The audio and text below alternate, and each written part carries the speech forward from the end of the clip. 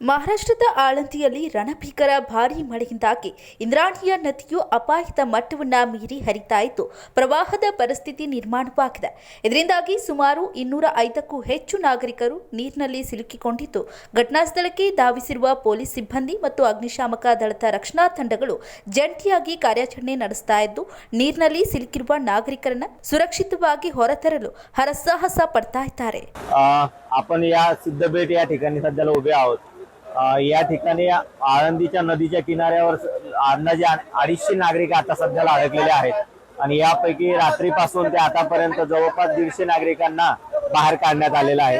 यामध्ये Alandi police station असेल, पिंपरी चिंचवडचे पोलीस असतील, त्याचप्रमाणे आळंदी नगर परिषद, आळंदीचे नगराध्यक्ष, विरोधी पक्षनेते आदित्यराजे गुंडरे हे सर्व लोक आणि आळंदीतील तरुण हे आम्हाला यासाठी मदत करत आहेत.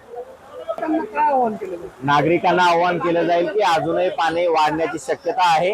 तर जे सकल भागामध्ये ज्यांचे घर आहेत किंवा धर्मशाळा आहेत, जे वारकरी थांबलेले आहेत, त्यांनी कृपा करून आळंदीच्या मंदिराच्या त्या बाजूला वडगाव साईडला चढावर जावं आणि त्या ठिकाणी त्यांनी त्याचं वास्तव्य करावं.